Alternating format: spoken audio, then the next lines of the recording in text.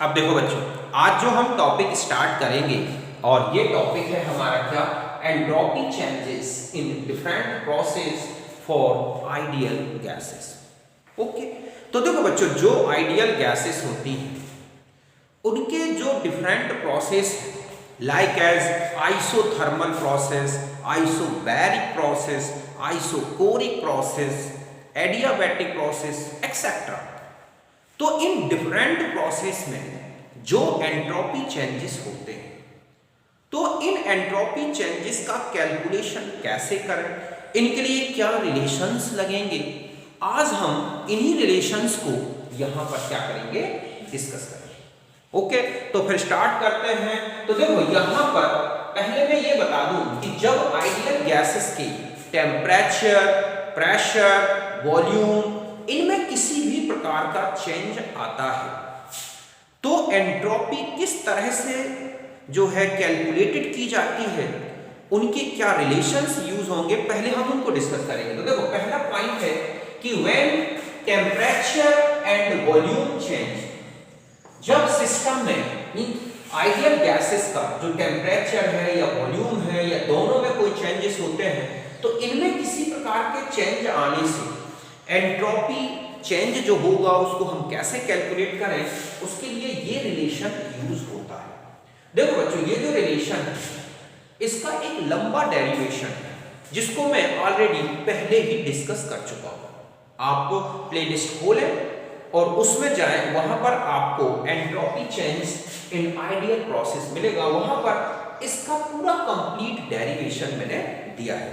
यहां पर हम केवल इन रिलेशंस को क्या करेंगे, रिवाइज कर रहे हैं दोबारा, इसलिए मैं डायरेक्ट ये रिलेशन लिख रहा हूं। तो यदि आप देखें कि आइडियल गैसेस का अगर टेम्परेचर और वॉल्यूम दोनों चेंज हो रहे हैं तो एंट्रोपी चेंज कैसे कैलकुलेट करें, तो इसके लिए ये रिलेशन लगता है। ये किसके लिए हो गया, सिस्टम के लिए, मींस जो गैसियस सिस्टम है उसका एंट्रोपी चेंज आप कैसे कैलकुलेट करें, तो ये फॉर्मूला है 2.303 NCV log T2 upon T1 plus 2.303 NR log V2 upon V1।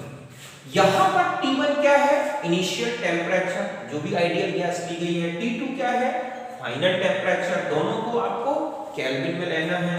V1 क्या है, इनिशियल वॉल्यूम, V2 क्या है, फाइनल वॉल्यूम, दोनों सेम यूनिट में लेना है ना। Cv है heat capacity at constant volume, जो कि आपको क्वेश्चन में दी गई होगी। N क्या है, मोल्स ऑफ हीट, मींस अगर वो ग्राम में अमाउंट दी है तो मोल्स में चेंज करना है। Cp क्या है, हीट कैपेसिटी, जो यहां पर यूज हो रहा है P एज Cp यहां पर यूज हो रही है। P1 P2 यही वो प्रेशर्स है, इनिशियल और फाइनल। तो जब हमें आइडियल गैस का टेम्परेचर और वॉल्यूम में किसी भी प्रकार का कोई चेंज दे रखा है तो आपको ये रिलेशन यूज करके और इसमें गैस का कितना एंट्रोपी चेंज हुआ, मींस गैसियस सिस्टम का कितना एंट्रोपी चेंज हुआ, उसको कैलकुलेट करना है। दूसरा है कि when temperature and pressure change, अब आइडियल गैस में वॉल्यूम की जगह आपको प्रेशर चेंज दे दिया गया हो और टेम्परेचर चेंज दे दिया गया हो, तब आपको इन चेंजेस की प्रेजेंस में जो सिस्टम है, गैसियस सिस्टम है, उसका एंट्रोपी चेंज कैसे कैलकुलेट करें, इसके लिए आपको ये रिलेशन यूज करना है 2.303 NCP log T2 upon T1 plus 2.303 NR log P1 upon P2। यहां पर भी वही टेम्परेचर तो वही इनिशियल और फाइनल टेम्परेचर होगा, ये प्रेशर मैंने बता ही दिया। तो इन रिलेशंस से आप entropy change of ideal gases, ठीक है, कब कैलकुलेट कर सकते हैं, जब कोई टेम्परेचर में चेंज है, वॉल्यूम में हो, या टेम्परेचर और प्रेशर में चेंज हो, इस तरह के रिलेशंस यूज होते हैं। अब देखो बच्चों, इन्हीं रिलेशंस से हम डिफरेंट जो प्रोसेस होते हैं उन प्रोसेस में एंट्रोपी चेंज गैस, जो आइडियल गैस है या सिस्टम है, उसको कैसे कैलकुलेट करें, तो इनके लिए ये रिलेशन यूज होते हैं। पहला है entropy change in isothermal process, ठीक है, आइडियल गैस का आइसोथर्मल कंडीशन में, मींस आइसोथर्मल मींस समझ रहे हो ना, T1 और T2 इनिशियल और फाइनल टेम्परेचर बिल्कुल सेम हो, तो उस समय आपको एंट्रोपी चेंज कैलकुलेट करना है।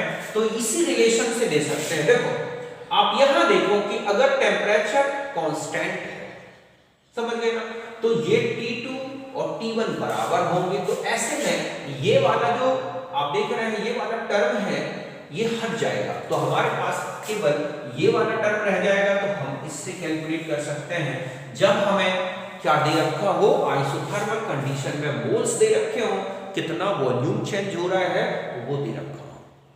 और अगर आपको प्रेशर्स दे रखे हैं तो यहाँ पर आप देखते हैं कि बॉयल्स लॉ ये कहता है प्रेशर और वॉल्यूम एक दूसरे के इनवर्सली प्रोपोर्शनल हैं, तो हम ऐसा लिख सकते हैं कि V2 upon P1 equal to P1 upon क्या P2।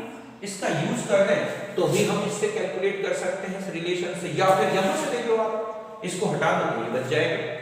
तो ये ऐसे रिलेशंस हैं ये टू, जिनसे आप आइसोथर्मल कंडीशन में अगर प्रेशर और वॉल्यूम कोई भी चेंज दे रखा है तो आप एंट्रोपी चेंज कैलकुलेट कर सकते हैं। अभी हम एक न्यूमेरिकल लेंगे इसका। दूसरा है entropy change for isobaric process. Isobaric process means the process in which pressure remains constant, means P1 और P2 बराबर होंगे। तो अब जब हम यहां से P1 P2 हटा देंगे तो हमारे पास क्या होगा 2.303 NCP log T2 upon T1। एक तो ये है जब आपको आइसोबैरिक प्रोसेस दे रखी हो और उस समय टेम्परेचर चेंज दे रखे हो तो आप इससे एंट्रोपी चेंज कैलकुलेट कर सकते हैं। और भी देखें आप, टेम्परेचर और वॉल्यूम एक दूसरे के डायरेक्टली प्रोपोर्शनल है, means T2 upon T1 equal to V2 upon क्या यूज कर सकते हैं V1। तो हम इसी की जगह T2 अपॉन T1 की जगह V2 अपॉन V1 का यूज करके भी अगर हमें आइसोबैरिक प्रोसेस में केवल वॉल्यूम चेंज बताया गया हो तो हम ये रिलेशन यूज करेंगे। ओके, फिर है आइसोकोरिक प्रोसेस, मींस V1 और V2 क्या है बराबर होंगे। तो इस समय अगर हम इस रिलेशन को हटा दें तो हमारे पास ये रिलेशन बचेगा 2.303 NCV log T2 upon T1। P और T डायरेक्टली प्रोपोर्शनल होते हैं, ठीक है, गैलिलियो लॉ से। तो हम ऐसा भी लिख सकते हैं कि T2 upon T1 equal to P2 upon क्या T1। और इसका यूज करके हम इस इक्वेशन से इस तरह से आइसोबैरिक प्रोसेस में एंट्रोपी चेंज कैलकुलेट कर सकते हैं। अब एक क्वेश्चन आता है कि एडियाबैटिक प्रोसेस है तो क्या आएगा चेंज। तो देखो बच्चों, एडियाबैटिक प्रोसेस में हम जानते हैं कि सिस्टम किसी भी प्रकार से कोई हीट एक्सचेंज नहीं करता। तो एक रिलेशन होता है कि delta S equal to Q upon T। जब Q ही जीरो है तो डेल्टा S भी क्या हो जाएगा बच्चों, जीरो हो जाएगा। तो ध्यान रखें कि एडियाबैटिक प्रोसेस में अगर आपसे क्वेश्चन पूछा गया है एडियाबैटिक प्रोसेस है तो क्या जीरो होगा, तो एंट्रोपी चेंज क्या होगा जीरो। तो देखो एडियाबैटिक प्रोसेस में डेल्टा S जीरो होता है, Q जीरो होता है, डेल्टा H जीरो होता है। इसको बोलते हैं आइसोएंथैल्पिक प्रोसेस। क्यों? क्योंकि सिस्टम एडियाबैटिक है, वो एटमॉस्फेयर से कोई हीट ले रहा है ना दे रहा है, तो टोटल सिस्टम का जो हीट कंटेंट है वो क्या रहेगा, कांस्टेंट रहेगा, उसमें कोई चेंज नहीं आएगा। तो एंथैल्पी में भी कोई चेंज नहीं आता। तो इस तरह से एडियाबैटिक प्रोसेस में एंट्रोपी चेंज, तो ये डिफरेंट प्रोसेस जो मैंने आपको बताए उनमें किस तरह से एंट्रोपी चेंजेस कैलकुलेटेड करने हैं वो रिलेशंस हमें यूज करने हैं। ओके, तो यहां तक नोट करना।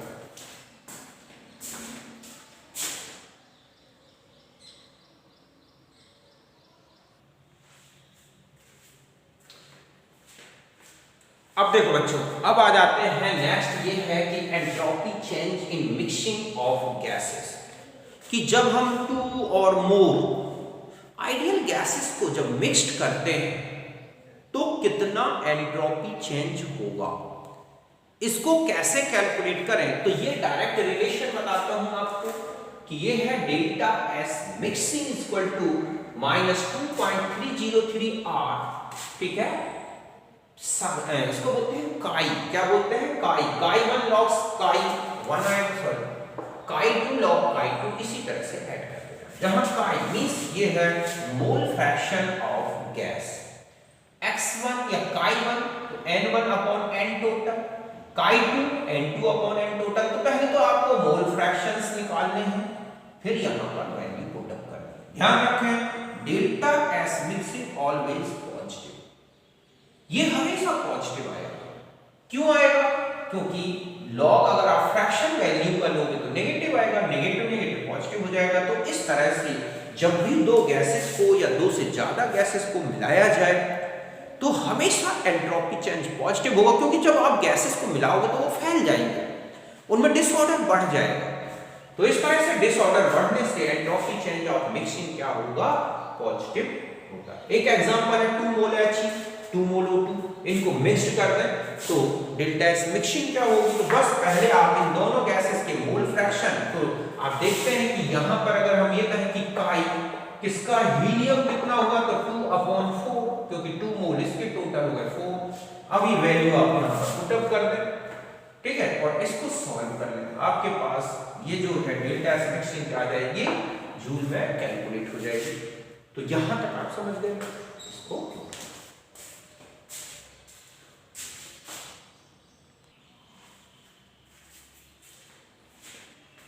अब देखो बच्चों, अब हम आ जाते हैं नेक्स्ट टॉपिक पर, और ये है entropy change in phase transition. Phase transition means होता है कि जब कोई भी मैटर या सब्सटेंस अपनी एक स्टेट से दूसरी स्टेट में या अपनी एक फिजिकल स्टेट से दूसरी फिजिकल स्टेट में चेंज होता है तो क्या एंट्रोपी चेंज होगा। इस पूरी प्रोसेस में इसी को बोला गया है entropy change in phase transition. तो देखो बच्चों, entropy change in phase transition में डिफरेंट टाइप्स हैं। जैसे फर्स्ट है एंट्रोपी ऑफ फ्यूजन। तो फ्यूजन मींस होता है कि जब हम क्या करें, किसी भी सब्सटेंस का एक मोल लें और उसके fusion temperature means melting point में रखें और उसको इतनी हीट दें कि वो टोटली फ्यूज्ड हो जाए। मींस एक मोल टोटली अपनी सॉलिड से किसमें चेंज हो जाए? लिक्विड में। किसमें? उसके मेल्टिंग पॉइंट में। तो जब हम किसी भी सॉलिड सब्सटेंस के एक मोल को लें और उसको उसके मेल्टिंग पॉइंट पर लें और इतनी हीट दें कि वो क्या हो जाए? टोटल बिल्कुल फ्यूज्ड हो जाए, मींस वो लिक्विड स्टेट में टोटली कन्वर्ट हो जाए। तो इस प्रोसेस में कितना एंट्रोपी चेंज होगा? वो कहलाता है entropy of fusion. Means total entropy change when 1 mole of substance at its melting point converted into totally in liquid state, solid to liquid state. Solid से कहां? लिक्विड में चेंज, वहां पर ये कहलाता है एंट्रोपी ऑफ फ्यूजन। ध्यान रखें, अगर ये मोलर दे रखी है, ये क्या हो गई? Molar entropy change. इसको हम क्या बोलेंगे? Molar entropy change of fusion. समझ गए? तो ये एक क्या है? इंटेंसिव प्रॉपर्टी होगी, पर मोल के लिए फिक्स होगी, चाहे ग्राम से स्टार्ट करें चाहे कितने भी। तो ये, और अगर हमें n मोल के लिए कैलकुलेट करनी है कि आपको n मोल दे दिए गए तो फॉर ये हो जाएगी फिर क्या? तो यहां पर ये इंटेंसिव है, ध्यान रखें क्या है? इंटेंसिव। फॉर n मोल तो ये क्या होगी? एक्सटेंसिव होगी। क्यों? क्योंकि फिर ये अमाउंट के बढ़ने घटने से चेंज होगी। तो अगर आपको n मोल के दे दिए गए तो 1 मोल की पहले कैलकुलेट कर लें और उसमें जितने भी ये क्या है?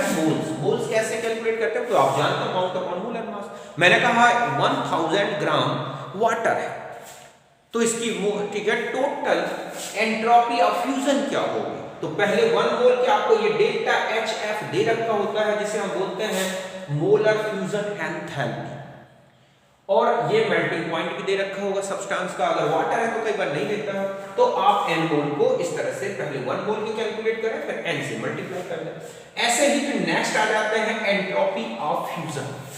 Means the entropy change when 1 mole of matter or any substance in its boiling point totally converted from liquid to vapor state।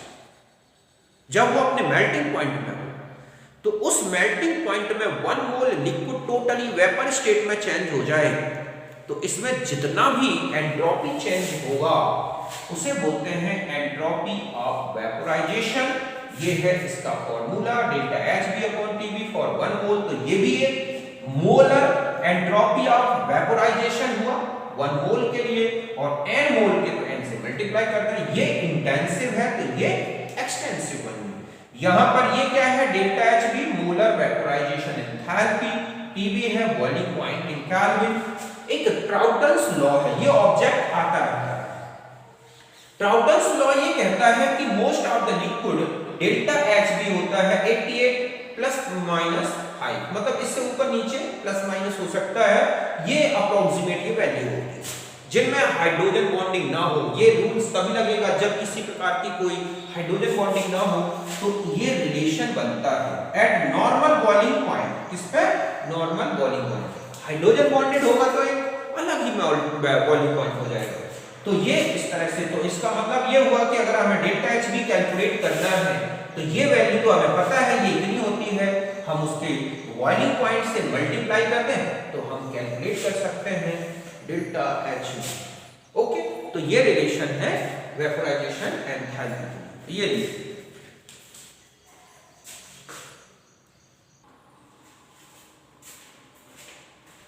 अब देखो बच्चों, नेक्स्ट आ जाते हैं, ये है एंट्रोपी ऑफ सब्लिमेशन। सब्लिमेशन तो आप जानते हैं कि जब सिस्टम सीधा कहां से कहां चेंज होता है, अपनी कौन सी स्टेट से, सॉलिड से सीधा गैसियस स्टेट में या कहें वेपर स्टेट में, तो जितना एंट्रोपी चेंज पर मोल में होगा सब्सटेंस के, उसको हम बोलते हैं एंट्रोपी ऑफ सब्लिमेशन।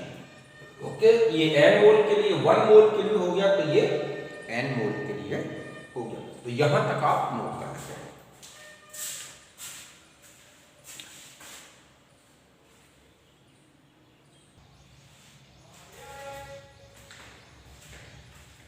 अब देखो बच्चों, अब हम आ जाते हैं, ये कुछ इंपॉर्टेंट क्वेश्चंस हैं जो कि अभी जो मैंने आपको रिलेशंस बताए उनसे रिलेटेड है। ओके, पहला है क्वेश्चन कि H2O liquid to H2O vapour, ये कन्वर्जन हो रहा है और इसका वेपोराइजेशन एंथैल्पी पर मोल में दे रखा है, तो delta H delta S vaporisation क्या होगा। तो हमें क्या करना है, delta H vaporisation equal to delta H vaporisation upon T. तो देखो ये वैल्यू आपको दे रखी है, कितनी हो गई 4062 जूल, ठीक है, मोल इनवर्स। और बॉइलिंग पॉइंट ऑफ वाटर, ये वेपोराइजेशन बॉइलिंग पॉइंट पे होता है, तो कितना होता है 7। बस अब आप इसे सॉल्व कर लोगे, आपका आंसर आ जाएगा। समझ गए ना? तो इस तरह से आपने देखा कि ये हम किसको कैलकुलेट कर सकते हैं, जो कि आ रहा है 108.9। कितना आ रहा है 108.9 joule kelvin inverse mole inverse. समझ गए यहां तक? तो इस तरह से वेपोराइजेशन एंथैल्पी कैलकुलेट कर ली। नेक्स्ट क्वेश्चन में आ जाते हैं हम। अब देखो नेक्स्ट क्वेश्चन है कि if 900 gram joule per gram of heat exchange at boiling point of water at constant pressure then increase in entropy. तो देखो बॉइलिंग पॉइंट पर एंट्रोपी, तो हमें यहां लेना है डेल्टा एसबी, तो डेल्टा एचबी अपॉन टीबी। यहां पर मैंने आपको बताया है डेल्टा एचबी क्या है, मोलर वेपोराइजेशन एंथैल्पी। अब यहां देखो आपको 1 ग्राम की दे रखी है 900 जूल, तो हमें कितने की लेनी है 18 ग्राम। क्यों? क्योंकि 1 मोल की एंथैल्पी चेंज है, जबकि ये 1 ग्राम का है। लेटेंट हीट ऑफ वेपोराइजेशन इसी को बोलते हैं। तो हम यहां लिखेंगे 900 × 18, ये जो वैल्यू है ये अब हो गई क्या, ये वाटर का टीबी आप जानते हैं 373 केल्विन। बस अब आपको यहां डेल्टा एस भी, तो 900 × 18 अपॉन में आप कर देंगे 373, तभी होगी joule kelvin inverse mole inverse. बस आप इसे कैलकुलेट कर लेना, आंसर आ जाएगा। ओके, अब नेक्स्ट क्वेश्चन में आ जाते हैं। नेक्स्ट क्वेश्चन देखो आप क्या कह रहा है। Next question, calculate the entropy change of vaporisation 1000 gram of water, ठीक है, यूज हो रहा है। तो यहां पर देखो आप डेल्टा एसवी, ये है हमारे पास फॉर्मूला, यहां पर होगा डेल्टा एचबी अपॉन टी। यहां पर फिर वही, अब आपको लेटेंट हीट ऑफ वेपोराइजेशन 1 ग्राम की डेट, ठीक है, लेटेंट हीट दे रखी है और वो क्या है 540। तो पहले आप 18 ग्राम की लोगे तो कितनी हो जाएगी आपके पास इस तरह से 540 इंटू 8, तो ये जो वैल्यू आई ये क्या हो गई आपके पास डेल्टा एच में। अब आप आ जाएंगे मोल, तो 1000 ग्राम है हमारे पास, 18 से डिवाइड करेंगे 55.56 मोल आ गया। बस अब हम डेल्टा एस वेपोराइजेशन ये कैलकुलेट टोटल, ये क्या आ गई हमारी टोटल कि पूरे 1000 ग्राम की क्या होगी, तो आप यहां यूज करोगे कितना हो जाएगा 540 इंटू 18 अपॉन कितना यूज करना है आपको 373 इंटू मोल, तो आपके पास मोल देखो कितना हो जाएंगे 55.56, तो जूल केल्विन में आ जाएगी। मोल में नहीं लेंगे हम क्योंकि मोल और मोल कैंसिल हो गई, तो पर मोल की है। तो इस तरह से आपका ये कैलकुलेशन हो जाएगा। और वैसे भी अगर आप ऐसे भी कर सकते हैं कि 1 ठीक है ग्राम जो है कितनी है 540, तो 1000 की कितनी हो गई, ठीक है वो निकालना है और फिर आप उसको मेल्टिंग पॉइंट से डिवाइड करें तो भी आंसर आ जाएगा। ओके, इस तरह से। तो यहां तक बात समझ गए आप। नेक्स्ट क्वेश्चन में आ जाते हैं।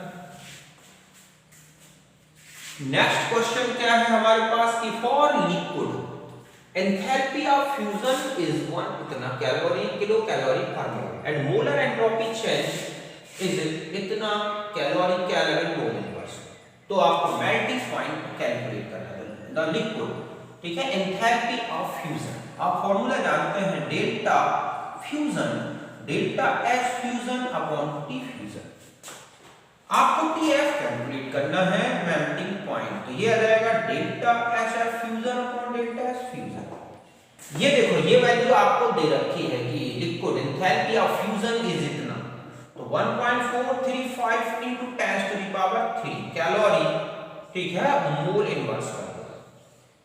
और डेल्टा एस फ्यूजन आपको कैलोरी में दे रखी है, तो 5.26 कैलोरी, ठीक है, केल्विन इनवर्स मोल इनवर्स। ये आपका आंसर आ जाएगा केल्विन में। यहां पर मैंने कैलोरी किलो कैलोरी था तो कैलोरी कर लिया, क्यों, क्योंकि ये हमारी कैलोरी में है ये वाली वैल्यू। इस तरह से ये केल्विन में आंसर आ जाएगा, कर लोगे कोई दिक्कत नहीं। अब नेक्स्ट क्वेश्चन देखो आप कि नेक्स्ट क्वेश्चन है कि at 25 degree centigrade 5 mole of oxygen expand isothermally from 2 litre to 20 litre, calculate delta S.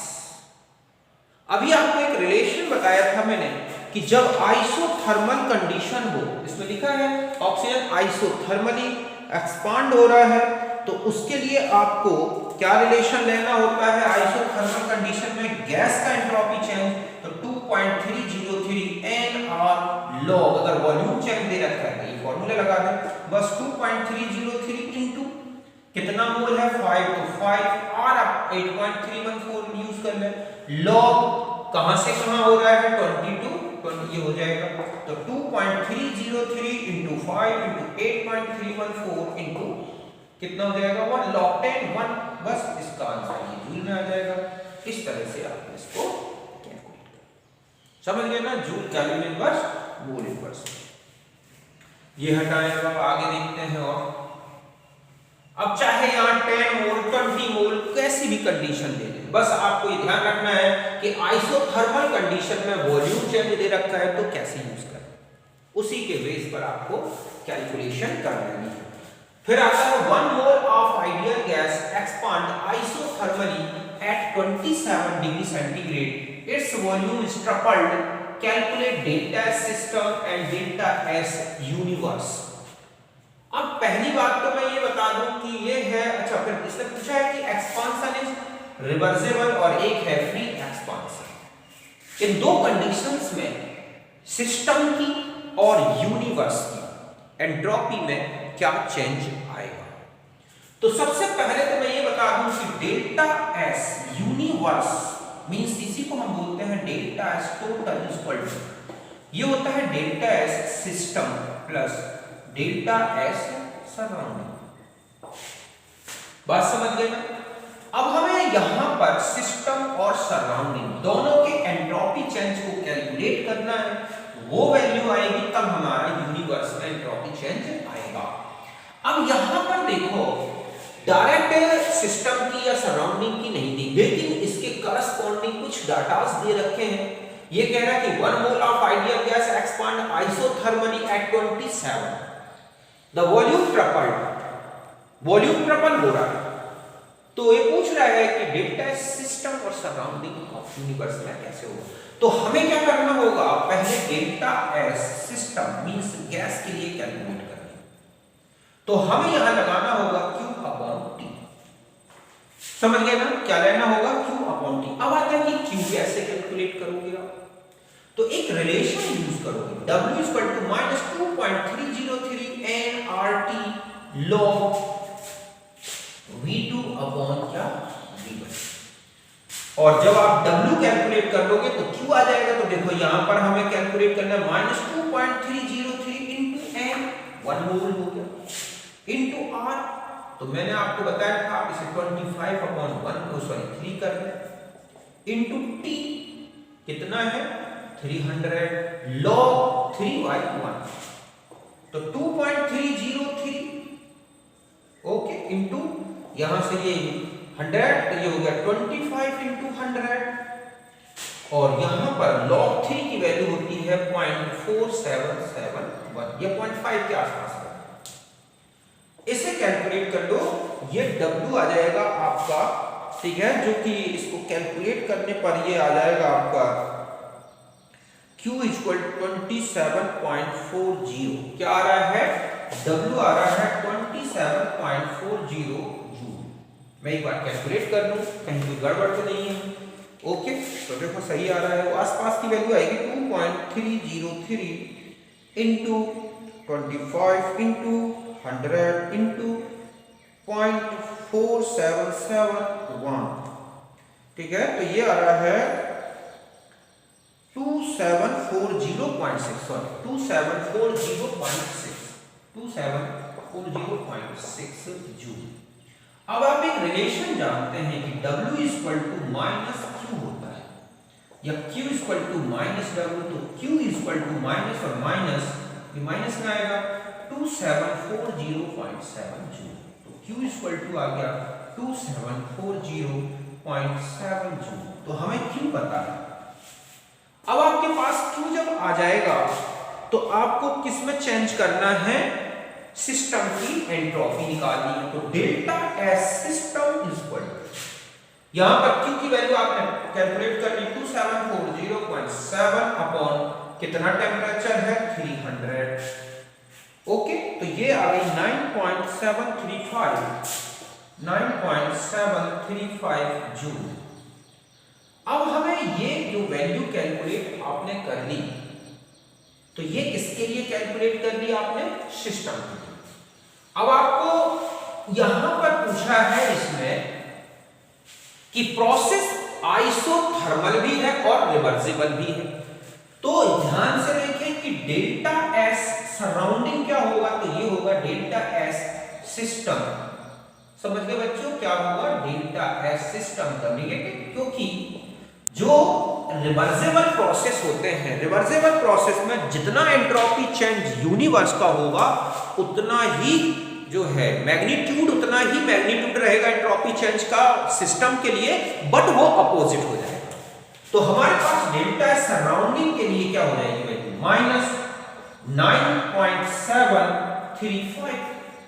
तो जब हम डेल्टा सराउंडिंग कैलकुलेट करेंगे तो delta system plus delta surrounding, तो एक तो पॉजिटिव ले लिया आपने और एक तो माइनस में आ गई, तो ये कुल मिला के क्या होगी, 0। और वैसे भी मैंने आपको बताया है कि अगर रिवर्सिबल प्रोसेस है, चाहे वो कैसी भी कंडीशन में लिया गया हो, एडियाबैटिक, ठीक है, आइसोथर्मल, रिवर्सिबल, कैसी भी कंडीशन में, ध्यान रखें टोटल यूनिवर्स, पूरे ब्रह्मांड का, पूरे टोटल प्रोसेस का एंट्रोपी चेंज क्या होगा, 0 होगा। यही है इसका कैलकुलेशन। ये कहां तक हो गया, पहले पॉइंट कि एक्सपांशन इन रिवर्सिबल। अब इसने पूछा है कि इसी प्रोसेस में अगर फ्री एक्सपांशन होगा तो फिर क्या आएगी वैल्यू। तो देखो फ्री एक्सपांशन में अब वॉल्यूम डेल्टा एस, यहां पर तो हमने Q के बेस पर कैलकुलेट कर दिया, या डेल्टा एस सिस्टम को आप चाहें तो इससे 2.303 nR log V2 upon V1 से कैलकुलेट 8.303 इंटू कितना मोल है आपके पास 1 इंटू 8.314, ठीक है, और लॉग कितना हो गया 3। जब आप इसको भी सॉल्व करोगे ना तो ये वैल्यू वही आएगी 9.7 के पास 9.135 करीब आ रही है, जो इसी के बराबर है। ओके, अब यहां पर जो एक्सपांशन है वो है फ्री एक्सपांशन कहां होता है, जहां वैक्यूम में एटमॉस्फेयर नहीं होता। तो ध्यान रखना delta S universe equal to हो जाएगा डेल्टा एस सिस्टम।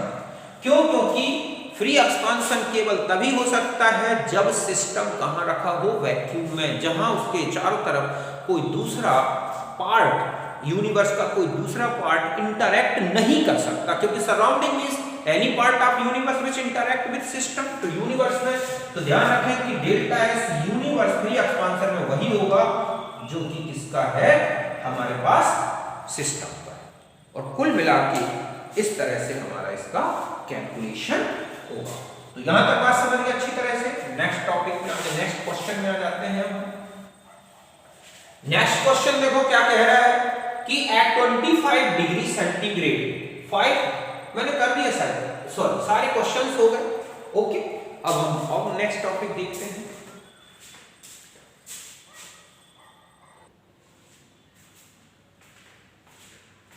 अब देखो बच्चों नेक्स्ट पॉइंट पे आते हैं और ये है absolute entropy and third law of thermodynamics. Okay, तो देखो बच्चों जो थर्ड लॉ है वो एंट्रोपी से रिलेटेड है। मींस ये जो लॉ है ये एंट्रोपी और टेम्परेचर के बीच में रिलेशन बताता है कि टेम्परेचर क्या होगा तो सिस्टम में एंट्रोपी चेंज क्या आएगा या एंट्रोपी क्या होगा। ओके, तो देखो इसने ये कहा है कि एंट्रोपी ऑफ द सॉलिड और liquid approaches zero at the absolute zero of temperature. Means अगर हम ये कहें कि किसी भी सिस्टम को हम 0 केल्विन टेम्परेचर पर ले जाएं तो वहां सिस्टम के किसी भी पार्टिकल में किसी भी प्रकार का कोई डिसऑर्डर नहीं होगा, कोई मोशन नहीं होगा, वो सिस्टम टोटली कंप्लीटली अरेंज हो जाएगा। ऐसे में सिस्टम का एंट्रोपी चेंज चाहे वो लिक्विड हो या सॉलिड रहा हो, उसका एंट्रोपी चेंज कैसा हो जाएगा, 0 होगा।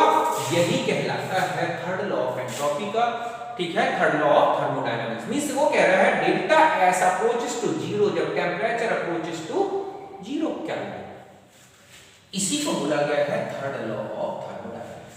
अब इसका एक डेरिवेशन देखते हैं कि जो एंट्रोपी है उसका टेम्परेचर से क्या रिलेशन है।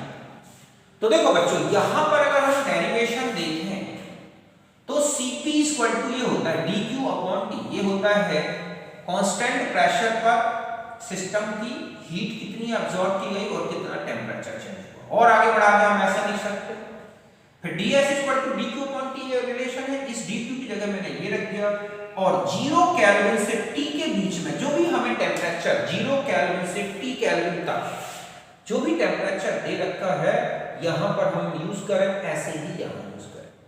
और आगे तब हम जानते हैं इसका तो हो जाएगा ये और इस तरह से ये हो गया Cp, ठीक है, इंटीग्रेशन T 0 टू T और आगे बढ़ा दोगे। ओके, तो ये आपका फाइनल रिलेशन आएगा। यही है टेम्परेचर T जो कि केल्विन में लिया जाए और किसका, एंट्रोपी का रिलेशन। समझ गए बच्चों कि एंट्रोपी और टेम्परेचर का ये रिलेशन है किसका, टेम्परेचर के साथ है। यही थर्ड लॉ के लिए एक न्यूमेरिकल या मैथमेटिकल रिलेशन। यहां तक बात समझ गए आप। तो यहां पर जो St है ये क्या है, एब्सोल्यूट एंट्रोपी। ऐसा क्यों, क्योंकि वो एब्सोल्यूट टेम्परेचर पर। इस तरह का हमारा रिलेशन आएगा। अब यहां देखो for conversion of solid to gas, suppose अब हम ये माने कि किसी सिस्टम को किसी टेम्परेचर पर रखा हुआ था और उसको सॉलिड स्टेट से लेके कहां तक ले जाएं, गैसियस स्टेट तक। तो इस पूरी प्रोसेस में कितना एंट्रोपी चेंज होगा इसको हमें जो है कैलकुलेट करना है। तो कैसे कर सकते हैं, तो देखो बच्चों डेल्टा एस टोटल यहां पर 0 सपोज 0 केल्विन से स्टार्ट कर रहे हैं और TF कहां तक पहुंचे, उस सिस्टम का या उस सॉलिड के कहां तक, मेल्टिंग पॉइंट तक। तो 0 केल्विन से लेके उस सॉलिड के मेल्टिंग पॉइंट तक अगर आपको क्या कैलकुलेट करना है, एंट्रोपी चेंज, तो ये रिलेशन जो कि आगे लॉग के फॉर्म में आ जाएगा, समझ गए। फिर हम जानते हैं कि जब उसका मेल्टिंग पॉइंट आ गया होगा सिस्टम का, तो उस मेल्टिंग पॉइंट पे मोलर जो एंट्रोपी चेंज होता है, जिसे हम बोलते हैं फ्यूजन एंट्रोपी चेंज, वो ये। तो कुल मिला के यहां से लेके यहां तक, ये कहां तक आ गया, जब सॉलिड कहां से कहां पहुंचा, अपने मेल्टिंग पॉइंट, तब तक का ये क्या हो गया, एंट्रोपी चेंज। कहां से, सॉलिड जब 0 केल्विन में था, तो उस 0 केल्विन से जब अपने मेल्टिंग पॉइंट या फ्यूजन टेम्परेचर तक पहुंचा, तो कुल एंट्रोपी चेंज अगर आपको कैलकुलेट करना है, तो ये रिलेशन लग जाएगा पर मोल के हिसाब से। बात समझ गए यहां तक। फिर हम आ जाते हैं दूसरा। अब जब मेल्टिंग पॉइंट आ जाएगा, और मेल्टिंग पॉइंट के बाद अगर अब हमें एंट्रोपी चेंज निकालना है, तो अब क्या होगा, मेल्टिंग पॉइंट से बॉइलिंग पॉइंट तक सिस्टम का टेम्परेचर चेंज होगा। क्या चेंज होगा, टेम्परेचर। तो टेम्परेचर लगातार क्या होता जाएगा, बढ़ेगा। तो मेल्टिंग पॉइंट से लेके बॉइलिंग पॉइंट तक टेम्परेचर चेंज होने से कितना एंट्रोपी चेंज आएगा, वो इसी रिलेशन के बेस पर कैलकुलेट कर लेंगे। बात समझ गए यहां तक। और जैसे ही इसका बॉइलिंग पॉइंट आएगा, उस बॉइलिंग पॉइंट पर मोल का जो है एंट्रोपी चेंज कर कैलकुलेट करना है, तो ये है वेपोराइजेशन एंट्रोपी चेंज। इन दोनों को जोड़ दें तो ये कहां से, मेल्टिंग पॉइंट से लेके और बॉइलिंग पॉइंट तक का क्या निकलेगा बच्चों, डेल्टा एस। तो हमें पूरा एक 0 केल्विन से स्टार्ट करके जब वो गैसियस स्टेट तक पहुंच गया, तो कुल एंट्रोपी चेंज कैलकुलेट करना है, तो इस तरह का यूज करते जाए। और अब यहां पर जब सिस्टम अपने बॉइलिंग पॉइंट से किसी टी टेम्परेचर तक, चाहे 1000 डिग्री कुछ भी कैलकुलेट करते रहे, और वहां पर इस तरह की कोई ट्रांजिशन स्टेट तो आएगी नहीं, तो इस तरह की ट्रांजिशन स्टेट नहीं आएगी, केवल अब इसी रिलेशन से। तो यहां पर जो डेल्टा एस है, वो टीवी से लेके टी तक जो भी टेम्परेचर आप इंक्रीज कर रहे हैं, वहां डेल्टा एस हो गया। मींस ये 1 है, ये है 2, तो ये है 3, तो टोटल अगर हम इसको ऐड कर दें, तो डेल्टा एस टोटल सिस्टम का निकलाएगा कि अगर आप उसे एब्सोल्यूट 0 केल्विन से लेके और टी तक कैलकुलेट करते हैं, तो किस तरह का ये ग्राफ। अगर हम इसको एक ग्राफिकली समझें, तो देखो इस तरह से समझ सकते हैं कि हमें किस तरह का टेम्परेचर के साथ रिलेशन दिखाना है। कि यहां पर आप टेम्परेचर ले लें, यहां पर एस ले लें, तो आप देखें कि यहां से आपने ये 0 केल्विन यहां तक बढ़ा, ये हो गया 0 केल्विन से लेके, और फिर यहां पर क्या आ जाएगा, इसका मेल्टिंग पॉइंट। तो यहां पर अगर जब आप एंट्रोपी चेंज कैलकुलेट करते हैं, तो आपने देखा 0 से TF और CP सॉलिड अपॉन, ठीक है, T, और क्या यूज किया, DT। अब यहां से लेके जब तक सिस्टम अपने मेल्टिंग पॉइंट पे रहेगा, जब तक, तो यहां पर इसका क्या आ जाएगा, मेल्टिंग पॉइंट। अब यहां पर जो एंट्रोपी चेंज आप निकालते हैं, वो कैसे निकालते हैं, delta S fusion, delta S H fusion upon T fusion. फिर आगे जैसे ही मेल्टिंग पॉइंट खत्म होगा, तो अब यहां से लेके यहां तक, ठीक है, यहां वेपोराइजेशन हो रहा है, तो यहां पर जब आप एंट्रोपी चेंज कैलकुलेट करोगे, तो TF TB, ठीक है, यहां हो गया CP लिक्विड, T DT। और जैसे ही उसका बॉइलिंग पॉइंट आएगा, ये हो गया इसका बॉइलिंग पॉइंट, ओके। तो यहां पर अब आप एंट्रोपी चेंज कैलकुलेट करोगे, तो आपको कौन सा रिलेशन लेना है, delta S equal to delta HV upon T। और फिर इसके बाद जैसे ही उसका मेल्टिंग पॉइंट खत्म हो गया, अब यहां पर अगर आप डेल्टा S कैलकुलेट करोगे, तो आपको TV टू T, CP गैस, T DT, और इस तरह का ये ग्राफ आएगा, समझ लेना। तो ये जो पॉइंट आप देख रहे हैं, जहां सिस्टम का टेम्परेचर चेंज नहीं होता, ये वाले, तो यहां पर ये है फ्यूजन एंट्रोपी चेंज, ये है वेपोराइजेशन एंट्रोपी चेंज। इस तरह से ये जो बनता है, इसको बोलते हैं टैफी ग्राफ। क्या बोलते हैं, टैफी ग्राफ। तो इस तरह का टैफी ग्राफ बनता है जब किसी सिस्टम को उसके 0 केल्विन से ले जाएं और उसको T टेम्परेचर तक हीट करें, हीट देते रहें। तो ये ग्राफ था हमारा। अब किसी भी रिएक्शन में, किसी भी प्रोसेस में, ठीक है, एंट्रोपी चेंज कैलकुलेट करना है तो क्या रिलेशन लगेगा, या कोई भी रिएक्शन का अगर आपको किसी, ठीक है, रिएक्शन अगर रिएक्शन है और उसमें डेल्टा एस कैलकुलेट करना है तो delta S reaction equal to होता है बच्चों समेशन डेल्टा एस, या हम कहें एस, समझ गए ना, सीधा सीधा है एंट्रोपी किसकी आपको लेना है, प्रोडक्ट माइनस समेशन एस, और किसकी हो जाएगी, रिएक्टेंट। इस तरह से आप इनकी एब्सोल्यूट एंट्रोपी लेके और कैलकुलेट कर सकते हैं। ध्यान रखें कि डेल्टा एस अगर एलिमेंट आता है कहीं पर तो हम इसको जीरो नहीं लेंगे। जैसे कि अभी आप रिएक्शन एंथैल्पीज में देखोगे कि किसी एलिमेंट की एंथैल्पी फॉर्मेशन आ जाता है तो हम उसको जीरो मान लेते हैं, बट किसी भी एलिमेंट की एंट्रोपी ऑफ फॉर्मेशन जीरो नहीं होगी। तो ये कौन सी एंट्रोपी बच्चों, फॉर्मेशन एंट्रोपी। कौन सी है, फॉर्मेशन। प्रोडक्ट में से किसकी माइनस करनी है, रिएक्टेंट की। इस तरह से आपको पता चलेगा कि सिस्टम की एंट्रोपी पॉजिटिव है, नेगेटिव है, क्या है। इस तरह से हमें कैलकुलेट करनी कि जितने प्रोडक्ट्स हैं उन सबकी absolute entropy of formation add कर लो, उसमें से किसकी माइनस कर दो, रिएक्टेंट की, तो आपको कैलकुलेट हो जाएगी किसी रिएक्शन की एब्सोल्यूट एंट्रोपी चेंज। तो यहां तक बात समझ गए, ओके। अभी हम कुछ क्वेश्चंस लेंगे।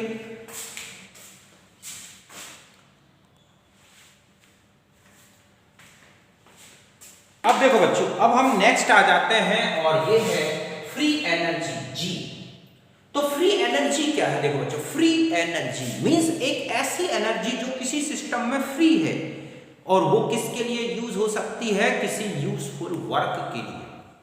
समझ गए ना, कि जो एनर्जी किसी सिस्टम में है और वो किस में कन्वर्ट हो सकती है, एक यूजफुल वर्क में, उसी एनर्जी को हम क्या बोलते हैं, फ्री एनर्जी। जैसे हमारी बॉडी, हम चलते हैं, फिरते हैं, बोलते हैं, हंसते हैं, गाते हैं, कुछ भी करते हैं, तो इसमें जो हमारी एनर्जी यूज हो रही है वो हमारी कौन सी एनर्जी है, फ्री एनर्जी।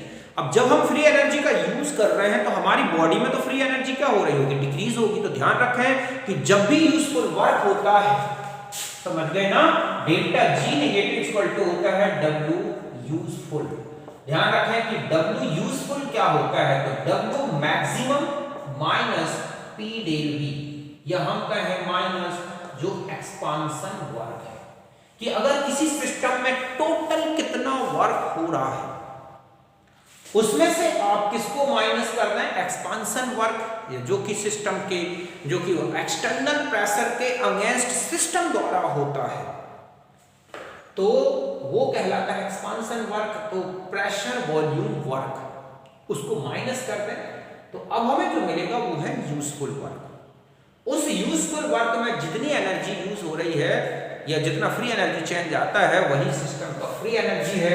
अब आता है कि ये कितनी हो, तो देखो किसी सिस्टम का टोटल हीट कंटेंट क्या है, मतलब हमारी बॉडी में टोटल एनर्जी कितनी है, हमारी इंटरनल एनर्जी और हम जो प्रेशर वॉल्यूम वर्क कर रहे हैं उन सारी एनर्जीज को हम सम करें, internal energy plus pressure volume work, तो हम जानते हैं वो total heat content of system means enthalpy कहलाता है। क्या कहलाता है, एंथैल्पी।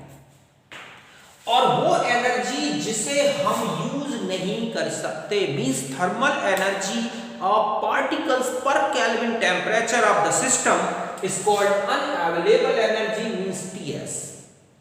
ये वो एनर्जी है जो कि सिस्टम की एनर्जी जो पार्टिकल में है और उसका हम यूज नहीं कर सकते। हमारे बॉडी का एग्जिस्टेंस बनाए रखने के लिए, हमारी बॉडी के हर पार्टिकल का एग्जिस्टेंस बनाए रखने के लिए ये एनर्जी तो लगेगी, इसे बोलते हैं अवेलेबल एनर्जी।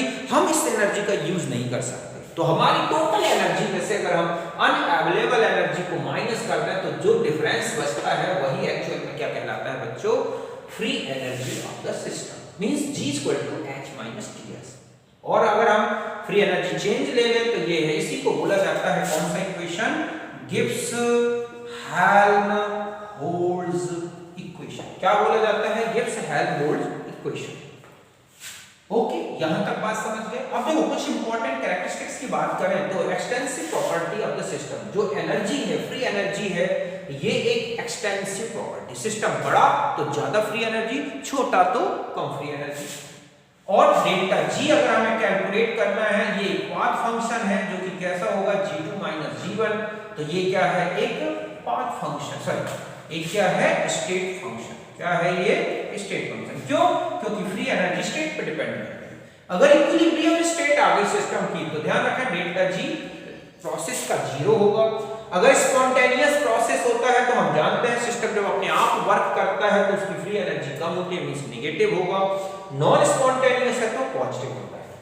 और एक स्पॉन्टेनिटी के लिए जो कंडीशन लगती है, for spontaneity delta S total equal to minus delta G system, means delta S universe total process का टोटल जो चेंज होता है, कौन सा, एंट्रोपी चेंज। जैसे हमने लिखा था delta S system plus delta S surrounding equal to होता है minus delta G system. Delta total universe का अगर पॉजिटिव है तो डेल्टा और डेल्टा एस सिस्टम नेगेटिव आएगा, ऐसा प्रोसेस स्पॉन्टेनियस होगा। इस तरह की कंडीशन है तो नॉन स्पॉन्टेनियस, ये कंडीशन है तो जीरो। वैसे भी मैंने कल आपको स्पॉन्टेनिटी और डेल्टा जी के बेस पर सब कुछ बता दिया था कि लो टेम्परेचर पर, हाई टेम्परेचर पर किस कंडीशन पे स्पॉन्टेनियस होगा, हर टेम्परेचर पर कब नहीं होगा, वो सारी कंडीशन हम ऑलरेडी पढ़ चुके हैं। और अगर हमें किसी रिएक्शन का फ्री एनर्जी चेंज कैलकुलेट करना है तो रिएक्शन का free energy change equal to होता है formation free energy change of the product जितने भी हैं माइनस रिएक्टेंट्स। ध्यान रखें अगर कहीं एलिमेंट आएगा तो उसका फॉर्मेशन फ्री एनर्जी चेंज 0 करेंगे। और अगर हम गिब्स हेल्महोल्ट्ज इक्वेशन लगाएं तो रिएक्शन का free energy change standard state में तो ये है रिएक्शन का enthalpy change, standard enthalpy change, और ये है रिएक्शन का स्टैंडर्ड एंट्रोपी चेंज। हम जानते हैं इसको इससे कैलकुलेट कर सकते हैं absolute entropy of all products और रिएक्टेंट, इस तरह का डिफरेंस है, ये आ जाएगा। ऐसे ही रिएक्शन का एंथैल्पी चेंज जब कैलकुलेट करते हैं तो जितने प्रोडक्ट्स हैं उनके एंथैल्पी चेंज में से रिएक्टेंट का एंथैल्पी चेंज माइनस कर रहे हैं तो हमारे पास delta H R standard calculate हो जाएगा। तो इस तरह के फ्री एनर्जी चेंज के रिलेशंस हैं, और भी एक दो रिलेशंस बता देता हूं, फिर कुछ इंपॉर्टेंट क्वेश्चंस आपको बताता हूं।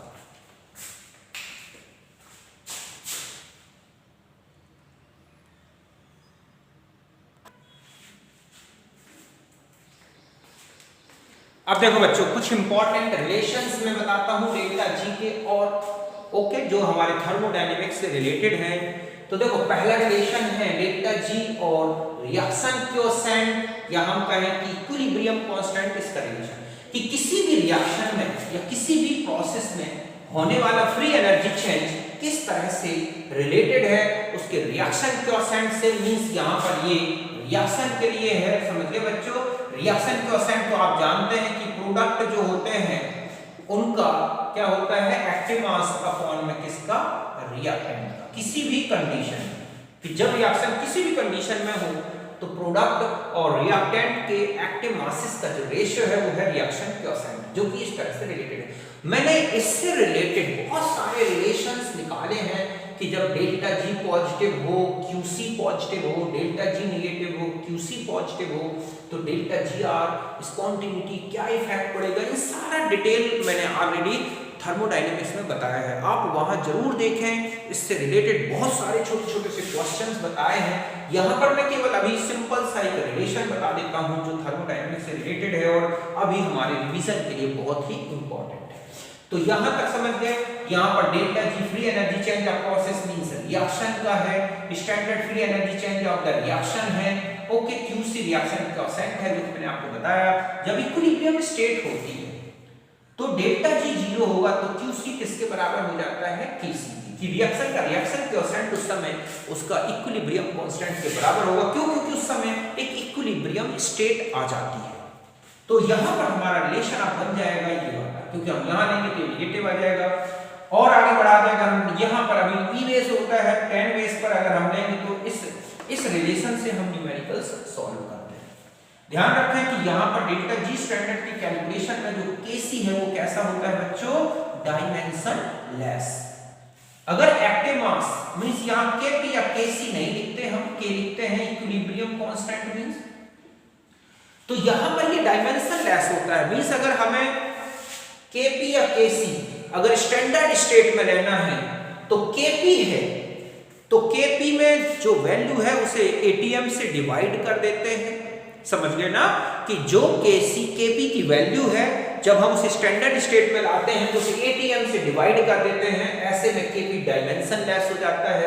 या हम ये कहें कि Kp की कैलकुलेशन में जितनी भी स्पीसीज हैं, समझ गए ना, उन सारी स्पीसीज के जो पार्शियल प्रेशर्स हैं उनको ATM से डिवाइड कर दिया जाता है कि वो 1 ATM के रिस्पेक्ट में कितना ATM प्रेशर रखते हैं स्टैंडर्ड स्टेट में। ऐसे में Kp डायमेंशन लेस हो जाता है। ऐसे ही Kc जब कैलकुलेट करते हैं स्टैंडर्ड स्टेट में तो हर एक स्पीसीज के एक्टिव मास को मोल पर लीटर से डिवाइड कर दिया जाता है स्टैंडर्ड स्टेट में। ऐसे में Kc हो या Kp डायमेंशन लेस होगा।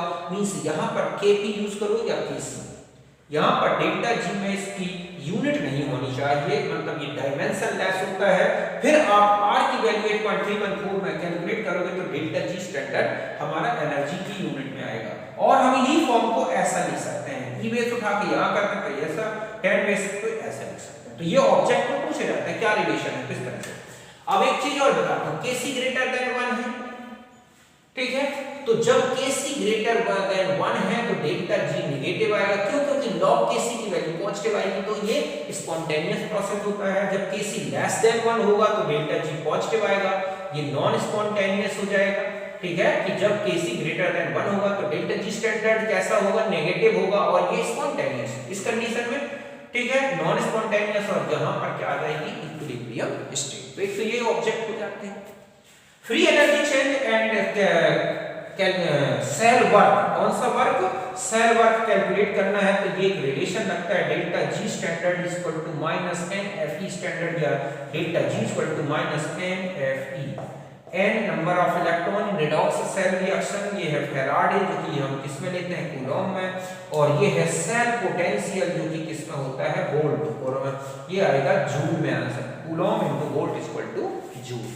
यूजफुल वर्क कैलकुलेट करना है तो मैंने अभी आपको बताया था delta G standard equal to होता है negative useful work, W useful work equal to होता है W मैक्सिमम माइनस W, ठीक है, एक्सपांशन वर्क, या कहें कि प्रेशर वॉल्यूम वर्क। कौन सा? प्रेशर वॉल्यूम वर्क है।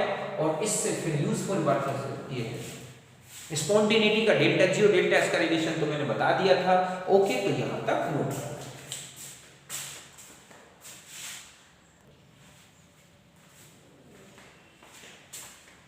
अब देखो बच्चों, हमें इन क्वेश्चंस को सॉल्व करना है कि in fuel cell methanol is used as a fuel and oxygen as a oxidiser. Reaction हो रही है ये, ओके, एक फ्यूल सेल है उसमें मेथनॉल का ऑक्सीडेशन हो रहा है। इस रिएक्शन का एंथैल्पी चेंज है 7 to 6 किलो कैलोरी, और डेल्टा G इन एलिमेंट्स के दे रखे हैं, CO2 H2O ये हैं। तो पूछा गया है कि इस सेल की सेल एफिशिएंसी क्या होगी। ओके, तो मैं अभी फॉर्मूला फाइनल बताऊंगा कि ये सेल एफिशिएंसी क्या है। पहले हमें ये देखना होगा फर्स्ट इक्वेशन में कि डेल्टा HR स्टैंडर्ड क्या है। तो ये हमें दे रखा है, सॉरी ये तो दे रखा है -7 to 6 किलो कैलोरी पर मोल। अब हमें delta G standard R calculate करना है। तो मैंने आपको बताया delta G formation of product minus delta G, ठीक है, फॉर्मेशन ऑफ रिएक्टेंट। अब आपके पास देखो कौन डेल्टा G फॉर्मेशन, ओके, कि कौन है और कहां पर? तो प्रोडक्ट देखो, तो यहां पर आ गया CO2 plus 2 delta G F of H2 क्योंकि 2 मोल है, माइनस यहां पर आ जाए delta GF of CO2 plus delta GF of, ठीक है, 2 into O2। अब देखो ये आपको वैल्यू दी गई है CO2 कितनी है? -394.36 प्लस फिर माइनस, ठीक है, तो यहां जाएगी 2 into माइनस वाटर की है कितनी है? 237.13, फिर माइनस यहां चले जाए CO2, ठीक है, CO2 नहीं, यहां पर आ जाएगा किसका? CH3OH। तो CH3OH ये है हमारे पास -160, 166.27 और प्लस यहाँ पर क्या जाएगा 0। क्यों? क्योंकि जो आप जानते हैं, मैंने बताया था delta H formation of element, तो वहां पर 0 लिखे। अब आप इसे सॉल्व करोगे तो इससे आपके पास delta G formation, delta G of reaction आ जाएगा। तो जब हम इसे कैलकुलेट करते हैं तो ये आ रहा है -702.35। ये आ गया free energy change of this reaction, but delta H R आपको दे रखा है। अब आता है percentage efficiency of any cell reaction, any reaction. तो डेल्टा जी स्टैंडर्ड या delta G standard upon delta H reaction into 100, मतलब पूरी रिएक्शन में कितनी एनर्जी चेंज हुआ, उसमें से कितनी एनर्जी यूजफुल वर्क में चेंज हो गई। तो रिएक्शन की या हम कहें उस सेल की एफिशिएंसी पता चल जाएगा ना कि वो कितना यूजफुल वर्क में कन्वर्ट कर रहा है। तो आपने देखा कि माइनस ये है अपॉन 3.35 अपॉन में कितना है बच्चों -726 into 100। बस इससे एफिशिएंसी निकाल रहे हैं तो ये लगभग 97% के आसपास है। मींस एक फ्यूल सेल ऐसा सेल है जो कि फ्यूल की एनर्जी का लगभग 100% तक इसमें चेंज कर सकता है एनर्जी। तो आप देख रहे हैं कि यहाँ पर रिएक्शन की फ्री एनर्जी चेंज को कैलकुलेट किया, एंथैल्पी चेंज दे रखा था बस। तो इसमें 3 क्वेश्चन सॉल्व हो गए। एक तो एफिशिएंसी कैसे कैलकुलेट करते हैं फ्यूल सेल की, वो मैंने आपको बता दी इसमें। ओके, अब हम नेक्स्ट क्वेश्चन में आते हैं। देखो नेक्स्ट क्वेश्चन ये कहता है कि ये रिएक्शन लिखी है, इसमें आपको क्या दे रखा है, फॉर्मेशन एंथैल्पी और एंट्रोपी आपको कैलकुलेट करना है। तो देखो हम जानते हैं कि डेल्टा जी स्टैंडर्ड, अच्छा इसमें टेम्परेचर और बता दूं मैं, इस रिएक्शन का टेम्परेचर है T डिग्री सेंटीग्रेड में 27 डिग्री सेंटीग्रेड। तो हम ये रिलेशन जानते हैं कि delta G R standard equal to delta H standard minus मतलब रिएक्शन का T delta S standard of ये।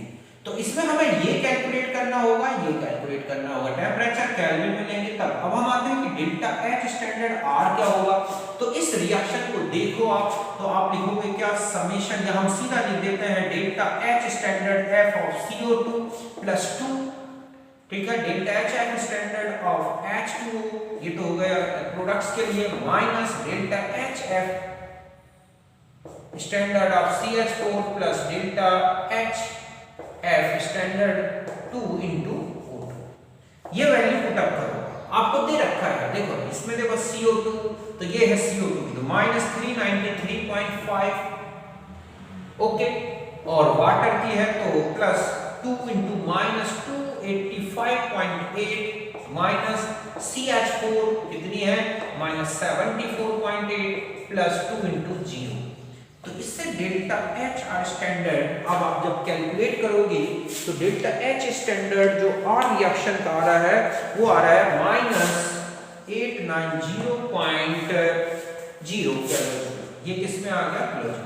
अब हम आ जाते हैं delta S R standard, summation of S formation of product minus, ठीक है, summation S formation of reactant. Okay, अब हमें यहां पर वैल्यू पुट अप करनी है। ये भी दे रखा है देखो क्वेश्चन में कि formation enthalpy CH4 CO2 H2O O2, तो हम यहां पर लिखेंगे फॉर्मेशन एंथैल्पी, ठीक है sir, SF standard CO2 plus ना CO2 नहीं, हमें यहां पर हाँ सही, ठीक है, तो SF standard of CO2 plus 2 SF standard of H2O, okay, minus यहां पर चले जाए SF स्टैंडर्ड ऑफ किसका हो जाएगा CH4 प्लस SF या 2 into SF standard of O2। अब आप यहां से वैल्यू देखोगे SF स्टैंडर्ड के, देखो CO2 CH4 CO2 H2O2 ये दे रखी हैं, तो आपको CO2 की लेनी है तो कितनी हो गई 214 प्लस 2 into H2O की कितनी हो गई 70, ओके, माइनस फिर आप इसमें से CH4 की लेंगे तो यहां पर हो जाएगी आपके पास CH4 की 186 और फिर O2 की लास्ट में दे रखी है तो प्लस 2 into 208। ध्यान रखें एलिमेंट की फॉर्मेशन एंट्रोपी एब्सोल्यूट टेंपरेचर 0 पर एब्सोल्यूट केल्विन मतलब केल्विन टेंपरेचर पर 0 नहीं दी जाती। अब आप इसे सॉल्व करें, जब आप इसे सॉल्व करोगे तो आपके पास जो S आ रहा है वो है -242 किलो जूल। बस अब आपको ये पता है टेम्परेचर आपको 300 केल्विन यूज करना है। इसमें वैल्यू पुटअप करें delta G standard R equal to, तो ये हमें यूज करना है -890, ठीक है। ये जूल में आई है, किलो जूल में नहीं, किसमें आई है आपकी जूल में, क्योंकि ये यूनिट जूल में है। और फिर यहां पर आ जाए माइनस टी हो गया आपके पास 300 माइनस आप यहां पर देखोगे कितना है, तो यहां पर ये किलो जूल में है, तो आप इसमें क्या करोगे इनटू 10⁻³ माइनस, समझ गए ना। जब आप इसे 890 तो यहां पर आ गए और यहां पर आ जाएंगे 300 और इनटू माइनस कितना है आपके पास, ये आ गया 242। बस इसको सॉल्व कर लो, आपका डेल्टा जी स्टैंडर्ड आ जाएगा रिएक्शन का जो आ रहा है -817, मींस ये रिएक्शन स्पॉन्टेनियस हो जाएगी। तो यहां पर सारी कैलकुलेशन जुड़ी हुई है, समझ गए ना, यहां तक कोई बात नहीं, आपको समझ में आ गया। अब आप यहां पर आ जाए इक्विलिब्रियम कांस्टेंट से रिलेटेड कैलकुलेशन और करते हैं अब हम यहां पर। ओके, तो देखो यहां पर आपके पास PCl5 gives PCl3 + Cl2 Kc इतना है, तो डेल्टा G, तो हम लिखेंगे delta G standard equal to -2.303 okay log Kc। हमें डेल्टा G कैलकुलेट करना है -2.303 log, ठीक है, सॉरी 2.303 का अच्छे से फॉर्मूला लिखने में RT भूल गया यहां पर देखें कि आपके पास कैलकुलेशन करनी है कौन से रिलेशन से, जो कि आपने अभी इसके पहले पढ़ा। क्या रिलेशन था हमारा कि delta G standard, okay 2 minute रखें, यहां पर हमारे पास रिलेशन देखो क्या होता है कि delta G standard equal to -2.303 RT log Kc, तो -2.303 इंटू 8.314 इंटू T, तो टेम्परेचर इस रिएक्शन का है 300, ठीक है, log ये हो जाएगा हमारे पास कितना है 1.95 इंटू 10⁻⁴, तो -2.303 इंटू 8.314, ठीक है, इंटू 300 वो 25/3 भी लिख सकते हो, जल्दी सॉल्व हो जाएगा। मींस अगर मैं यहां पर ऐसा लिख दूं, क्या लिख दूं 25/3, तो यहां पर आपके पास 25 इंटू 100 log, अब हम यहां देखो ऐसा लिखें log 1.95, ठीक है, और ये वैल्यू जो है हमारे पास कैसी है पॉजिटिव, तो यहां पर आ गया 4, आगे आ जाएगा पॉजिटिव में है ना, तो इस तरह से हम इसको ऐसे लिखेंगे ना प्लस log 10⁻⁴, तो -2.303 इंटू 25 इंटू 100 यहां हो जाएगा आपके पास, देखो आप, तो ये हो जाएगा 4 प्लस log 1.95। अब आपको इस 1.95 का log लेके 19 का 5 का देख लो और वैल्यू आएगी डेल्टा जी की, जो कि कैलकुलेशन करने पर आ जाएगी। इसका जो आंसर आएगा आपके पास डेल्टा जी कैलकुलेट करने से, ओके, कि जो इस रिएक्शन का आ रहा है वो है 38830, ठीक है, ये आ रहा है 38830.4, ओके, इस तरह से ये वैल्यू आएगी किसकी कैलकुलेट करने पर डेल्टा जी। तो ये है आपका इसका, और आंसर देखो आप कैसा आ जाएगा, तो यहाँ पर सारी वैल्यू ये पॉजिटिव है तो नेगेटिव ही आएगा। अब हम यहाँ पर आ जाते हैं, एक क्वेश्चन और दे रखा है कि delta G standard equal to -2.303 RT log Kc, तो log Kc equal to delta G minus upon 2.303 RT, delta G है -8.1 अपॉन 2.303, R कितना है 27 में ले लो डिग्री, तो ये हो जाएगा 300 इंटू T, ठीक है, और 8.314, यहां पर log Kc की वैल्यू यदि x आएगी तो Kc इक्वल टू क्या कर दोगे आप एंटी log x कर, आंसर आ जाएगा, जो कि सॉल्व करने पर ये आ रहा है 2.57, क्या आ रहा है 2.57 into 10⁻⁴ Kc means 25.7, ये आ जाएगा आपके पास इसका Kc वैल्यू। तो यहां तक मैंने आपको Kc, Kp, डेल्टा जी इस तरह के रिलेशंस बता दिए। सेकेंड लॉ ऑफ थर्मोडायनामिक्स के भी बहुत सारे स्टेटमेंट दिए गए हैं, जिसमें एंट्रोपी चेंज के लिए भी दिया जाता है। तो एक चीज और बता दूं मैं आपको कि सेकेंड लॉ ऑफ थर्मोडायनामिक्स अगर आपसे पूछ लिया गया है समझ गए बच्चों? तो उसका स्टेटमेंट और उसका फॉर्मूला पूछ ले कि सेकंड लॉ ऑफ थर्मोडायनामिक्स का रिलेशन क्या है, फॉर्मूला क्या है। तो आप जानते हैं कि सेकंड लॉ ऑफ थर्मोडायनामिक्स में एक तो है एंट्रोपी चेंज के बेस पर। इसमें ये बोला गया है कि यूनिवर्स में जितने भी नॉन स्पॉन्टेनियस प्रोसेस होंगे उन सबका एंट्रोपी चेंज क्या होगा, पॉजिटिव होगा।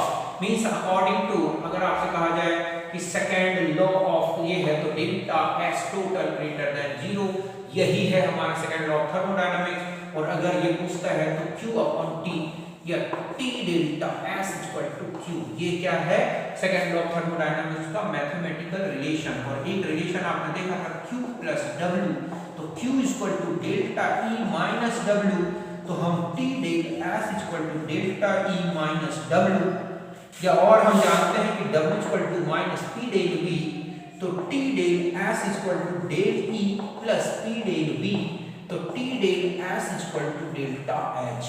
ये भी किसका रिलेशन है, फर्स्ट लॉ और सेकंड लॉ का रिलेशन। और delta H upon delta S equal to T, ये हम आगे भी पढ़ चुके हैं। ओके, तो इस तरह से हमारा ये रिलेशन बनता है फर्स्ट लॉ और सेकंड लॉ को ऐड करने से, एंट्रोपी का रिलेशन। तो यहां तक आप अच्छी तरह से समझ गए। और भी है सेकंड लॉ के स्टेटमेंट्स, ठीक है, कि कोई भी ऐसी मशीन नहीं बनाई जा सकती जो बिना किसी एनर्जी के वर्क कर दे। कोई भी ऐसा इंजन नहीं बनाया जा सकता जो लो टेम्परेचर से हाई टेम्परेचर में एनर्जी को क्या कर दे, बिना किसी बाहरी एक्सटर्नल एजेंसी के ट्रांसफर कर दे। कोई भी ऐसा इंजन नहीं बनाया जा सकता जो टोटल एनर्जी को कंप्लीटली 100% वर्क में चेंज कर दे। मींस कोई भी इंजन ऐसा नहीं होगा जिसकी एफिशिएंसी 100% हो। तो ये सारे रिलेशंस जो हैं सेकंड लॉ के हैं, थर्ड लॉ। तो हमारा थर्मोडायनामिक वाला जो इंपॉर्टेंट पार्ट था वो फिनिश हो गया। थर्मोकेमिस्ट्री का हम उसमें लेंगे types of reaction enthalpies, Hess's law और बॉम कैलोरीमीटर से फ्री एनर्जी या रिएक्शन की एंथैल्पी कैसे कैलकुलेट करते हैं। तो ये हम कल देखेंगे। ओके, तो मिलते हैं नेक्स्ट वीडियो में, तब तक के लिए धन्यवाद, थैंक यू।